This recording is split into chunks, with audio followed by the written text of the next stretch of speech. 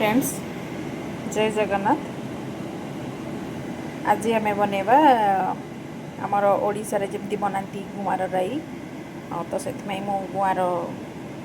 गुआर लुण हल्दी देकी सिझे देती मु रखी बैगण कहीं आमर पे भी गुआर बैगण पकई खाया बहुत पसंद करती नहीं तो खाली भी गुआर करहब एटारे आउटा निहाई टमाटो गोटे मीडियम साइज आ गोटे छोट पीस नहीं मुझा आंबुल खटा खाई यहाँ गोटे सोरिष बटा सोरिष जीरा लंका और रसुण गोटे बटा मिक्स पेस्ट। नेक्स्ट आम जा फास्ट आम पैन गरम कर देछि तापरे आम एतरे तेल ऐड करवा। देखो यहाँ मुझे बहुत कम मात्रा तेल नहीं तापरे आम ये सोरिष पकईदे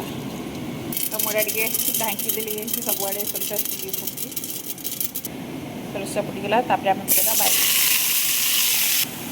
तो मुझे हल्का टिके मुझा लुण पकईदेली कहीं बैगन टिके सीझ जल्दी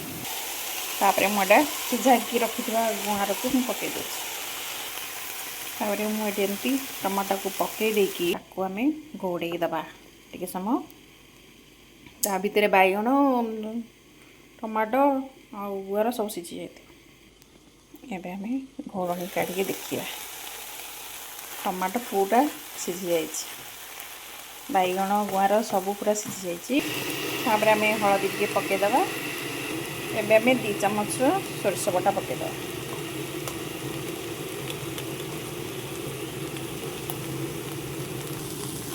भल भाव मिसईदे मुझा भल भाव मिसई देपर गरम पानी उठे देदेवे पड़के वो तो सीझी जाइए खाली मसलाटा सीझापी छाड़ीद मसलाटा टिके सीझीगला तापर आम आंबुलटा दबा आम हे आसला बेलू अल्प टिके थी टाइम हाँपाई आंबुलटा दबा काढ़ा सीझी तो गला आम आंबुलटा को पकईदे तापर भल टे घाटीदे आमर ए रेडी हो गला गुआर आ बैगण मिसेकी राई मस्त एटा बन खाऊँ भी बनई मो स्टाइल भल लगे बोले टे सब्सक्राइब करदे लाइक करदे।